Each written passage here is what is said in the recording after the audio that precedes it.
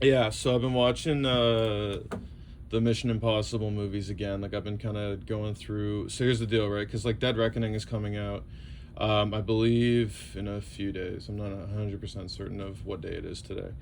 But yeah, I'm excited for that. It's got oh shit, what's his name? Shea Wiggum's in it. I love him. He's a good dude. So here's the deal, right? I'd always kind of heard that one, two, three like weren't like great. Like that's everybody that I had like talked to about that series was always kind of like, it really picks up with like Ghost Protocol, Burj Khalifa. I was like, yeah, like I actually like I saw that one in a theater because the like word on it was like, oh, you got to check out like the what he climbs a building, man. And I was just like, oh damn, that's cool. I'd got to see that Tom Cruise climbing a building. And then what I think, just side note here, what I think is funny is they've kind of done that with like every movie he's done since then. Like that's kind of been like his like thing is like, oh man, like he actually strapped on the side of a plane in the fifth one. He jumped out of the stratosphere in the seventh one and flew a helicopter upside down and like all this, was fighting Superman and Superman was looking like a wimp, which is like pretty cool. People don't say wimp enough anymore. So anyway, I've seen those movies and I was like, you know what? I like those movies a lot and I'm going to see what's going down here with the first three. And I gotta tell you, man, big fan of those films. Not as much. The third one was like still pretty good. It's got a good like Philip Seymour Hoffman like doing this like crazy like he's got this. I don't know if people remember this scene or what, but there's this fucking hilarious bit in that movie where like because also what I think is kind of weird is like all these movies have like a new set of like side guys that are like helping him out and like so you got like damn, who's that dude? He was Henry John Reese Myers. I don't remember if that's his... Anyway, he was in it and the girl who was I think she was Nikita on TV. I think her name was Maggie O. She was in Balls of Fury, which was that ridiculous Christopher Walken ping pong movie that I saw in theaters opening day for some reason with my mom. And so anyway, she's walking up to Philip Seymour Hoffman and she like spills wine on him and she's all like, "Oh, I'm so sorry." And he just like looks at her and goes, "No, it's great. I always spill wine on my custom white shirt." And he just kind of keeps walking, which I thought was so like the delivery on that was like I was like, this guy is such an asshole, but he like owns this delivery to the point where like I like it's crazy that like even when that dude was showing up in like a J.J. Abrams third Mission Impossible film, he was still like he's just looking at Tom Cruise like, "You got a wife?" Like, and he's like the most like intimidating dude that you've ever like, this is the dude who's like crying in his car in like Boogie Nights and here he's like the scariest guy you'd ever be in a room with. Anyway, so that one was pretty good. It's still got Ving Rhames in it, which is hope. He's hype. He's like the guy in that franchise for me. I would be cool if they just gave like Ving Rhames like the Luther Stickle movie where he's just like going around like hacking shit and whatever. But anyway, he's just pure attitude. I love how like he and like Ethan Hunt, Tom Cruise's character, they're just like buds. Like, like he's like they're showing up for work to like, steal like a nuclear warhead and he's just like, "So how was your weekend, buddy?" And I like and Tom Cruise is like, "Oh, it's been pretty difficult trying to balance my work life." And he's like, "Oh, I feel that, man." And I was like, "Man, this is so funny." But anyway, so that stuff was kind of cool. But here's the deal. So the first one I'd always heard was just kind of like like I knew it had a fan base, but not like a lot of one from what I could understand. A lot of people I knew said, "Oh, it's like very hard to follow. It's confusing. It's not. It's kind of boring. Like whatever." And like not to be like I don't know what those people like were on, man. Like that movie is amazing. It's just a fucking amazing like kind of pop blockbuster. Like just like it's there's so much more like visually going on in that movie than like anything you would see like today, even somewhat for the rest of the franchise. As much as I do love 5 and 6 and really like 4, it's just there are like moves in that one, like the big like set piece. But that was kind of quaint actually. Like the big set piece in this one, it's like the famous scene where he's kind of like dropping down and he's like catching his sweat before it like hits like like in Tom Cruise, he climbs the Burj Khalifa, he flies on the side of a plane, he flies a helicopter upside down into Superman, and yet like this scene where he's like Jean Reno is just like he's like holding the rope and he's like there's like a rat and he's like sweating and he's like looking like looking over, and like Tom Cruise is just there like just it's like this like it's as exciting as any of that stuff, and there's like not nearly any of the other like stuff that makes like there's no adrenaline and the way that like those other scenes are like, oh, he risked his life for this, but it's just shot and composed like so well that it's like as good, it's cool. The ending action scene was awesome, the performances were awesome. You know, you got Henry Czerny in there as Kittredge, like the main man Kittredge. I love that character. I'm so happy he's coming back. He's just trying to hunt Tom, and like Tom Cruise is like kind of young and cocky in this one. He's not like Maverick, like Top Gun 2 at this point, like, you know how he kind of is in like these later ones, because the later movies are kind of actually. Side note, the fifth one is kind of cool because it's him like reliant on the team. Like these aren't like one man like Tom Cruise, like, you know, like Vin Diesel in the Fast and the Furious, like, no, I'm gonna do it myself. It's not like that. He like has his team and he like relies on his team. So he's not like an asshole. He's like, I need you to do this, but he's like the motive. At the end of the day, it's got to be him. But he's still like he's reliant on other people. It's like it's cool. You don't see that in a lot of.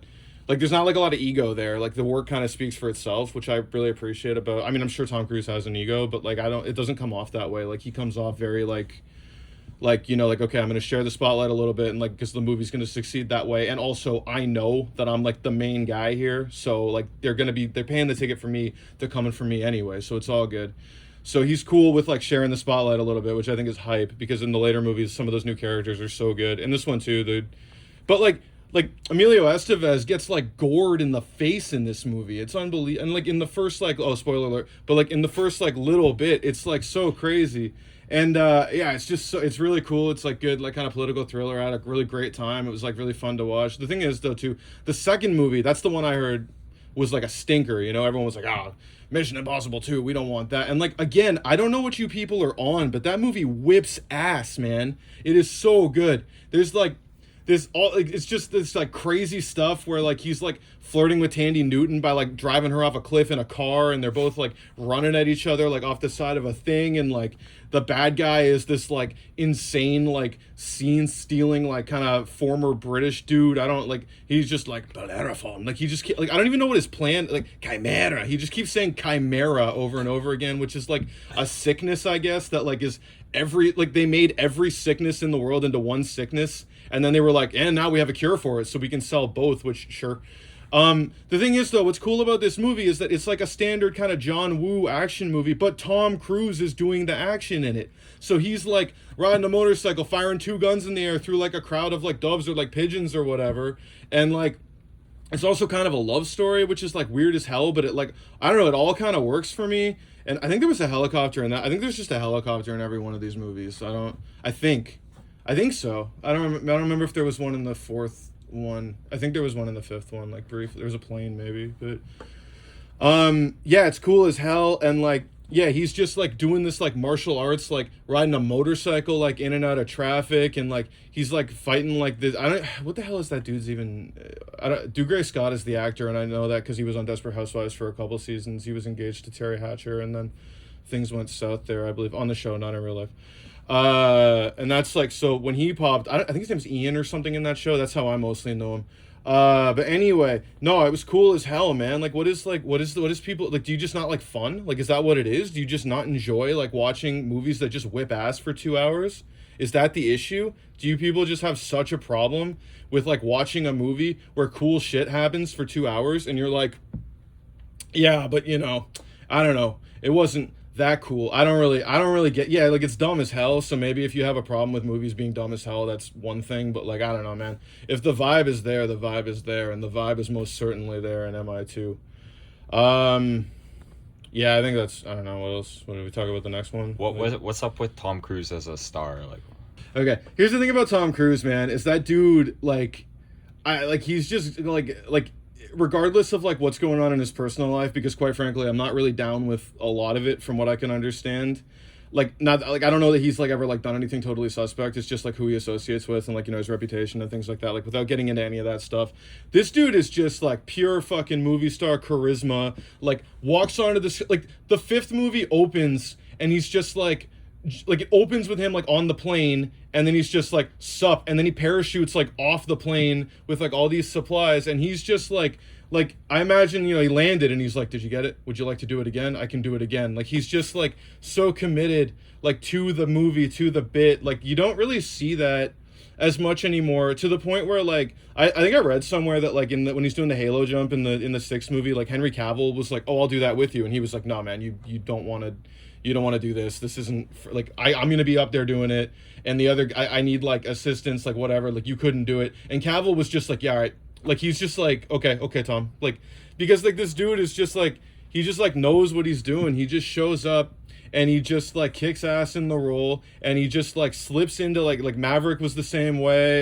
Even like that movie American Made, that movie where he was like a drug runner. He was great in that movie, even though or Edge of Tomorrow, like he's just like she just knows what he does. He shows up and he does it, and it's like always convincing, and it's always like this like tactile, like yeah, I know what this guy's about. I know what he's like doing, and like you can tell like he's like behind the scenes like kind of guiding like everything that's going on. I read this something somewhere that was like he used to work with like a lot of auteurs, and he kind of stopped doing that because like he kind of needed people that like he could kind of push to be like, hey, like why I want to do it this way. I want to do my own stunts. I want to do this. I don't care so much. Like I'm gonna kind of push the vision of the movie more so than like Steven Spielberg and like Minority Report, which is a great film and he's great in it, but it's a little more like that movie's a little more like Spielberg, like like we're gonna do this. This is the movie. I need you to do this, and like that's cool. And he's Eyes Wide Shut. He's great in those roles.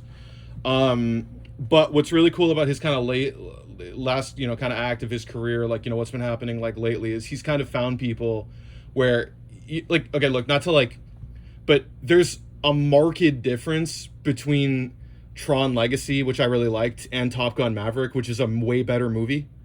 Like they're both great films, but one of them had Tom Cruise and one of them didn't, and that's why one of them was a huge success and a huge like, I mean post COVID, all that I might just be talking on my ass here, all that shit too, but like it's a better movie, like flat out it's a better movie because Cruise kind of is like insistent on like we're doing it this way, we're doing it my way, and as a result he really kind of is like one of the last like real like driving force movie star, like almost on the level of like an auteur, like a craftsman, like something like that, because this is a guy who just kind of knows like what he wants to do and like what he's about, and he'll go on the press tour and he'll go see Barbie and he'll go see Indiana Jones and he'll hang out with his buddy Christopher McQuarrie, and who's also, don't get me wrong, I'm not taking anything away from him, he's a very talented director as far as I can tell, and he's a good writer, like he knows like it's good collaboration, but I think that it's because of that collaboration, like it's not because of like I don't know that anybody on their own would be able to achieve the success that some of these things have achieved. And I also don't want to take anything away from John Kaminsky because Maverick was an incredibly well directed film and it was a great movie to begin with, and it was better than like 3 or 4 of the last Star Wars movies. I would say it was a better Star Wars movie than all of the sequels and probably Solo. I don't know if it was as good as it was probably as good as Rogue One, but I don't know about as a Star Wars movie. But that's kind of way off the point here. Anyway, yeah, man, Tom Cruise, gotta love the guy. Big fan of what he does. Yeah, I'll keep showing up for him if he's gonna keep like risking like life and limb and putting it all on the line for us, the patrons of the theater, of the motion pictures. Then who am I to say no, sir? I don't want that. Nah, man, I'm always there for that because I couldn't do it. So who am I to tell him that he can't break his ankle filming Mission Impossible Fallout or driving a motorcycle off a cliff and parachuting away or whatever. I would never be able to do that, and he does it like just for like if you said like, hey Tom, like we're not going to pay you on this one, he probably would still be like, yeah, okay, that's fine, I'll just keep filming the movie because that's what I like to do. And like I don't know, there's not a whole lot of people left like that I can think of on that like scale that like, yeah, I don't know if there's any like movie stars left that are like kind of that driven towards like that specific like kind of niche, and I don't know, it's like, yeah, it's pretty cool. I mean, yeah, I don't know.